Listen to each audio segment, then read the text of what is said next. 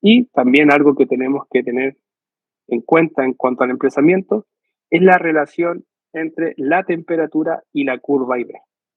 Para quienes no conozcan la curva IB es el comportamiento eléctrico que se visualiza gráficamente. Acá tengo tensión, acá tengo corriente y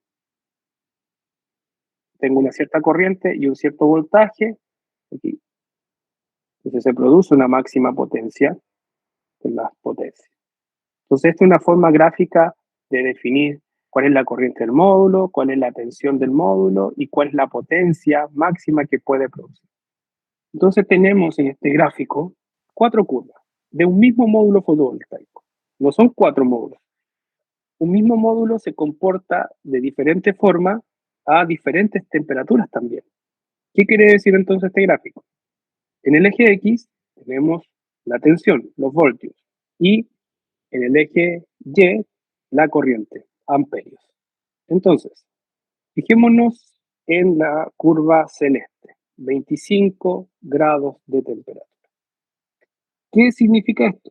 Que el módulo está probado y está calificado y certificado para operar o para entregar una potencia máxima nominal a una temperatura de 25 grados Celsius. Eso es lo normal. Cuando compramos módulos de 600 vatios, 500 vatios, ese módulo, para que el fabricante determinara la potencia, lo sometió a una prueba, a un estándar test condition. 25 grados de temperatura, 1000 vatios metro cuadrado. 1,5 en masa de aire. Entonces, un módulo probado a 25 grados tiene una cierta tensión, más o menos unos 44 voltios, y una cierta corriente, cerca de los 5,2, 5,1 amperios. ¿Qué ocurre? Un mismo módulo con esta curva ID, con el comportamiento de la tensión y la corriente, cuando es más frío, lo que hace es que la tensión, el voltaje aumenta. Entonces, cuando el módulo está sometido, más que el módulo, sino que la temperatura de la celda, ojo con eso, la temperatura de la celda es una cosa y la temperatura ambiente es otra cosa, lo vamos a definir después.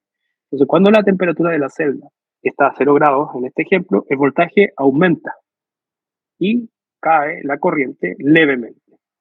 Cuando el mismo módulo es sometido o está trabajando, más que esté sometido, está trabajando a una temperatura de 45 grados Celsius, lo que hace es que la tensión disminuye y la corriente aumenta levemente.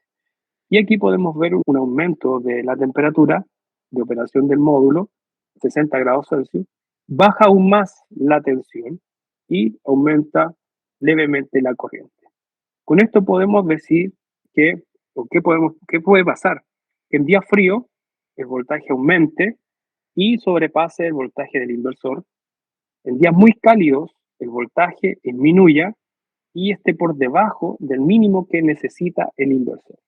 Por lo tanto, esto lo vamos a tener en cuenta para nuestro diseño del arreglo fotovoltaico. Vamos a definir coeficientes de corrección que lo entrega el fabricante del módulo fotovoltaico.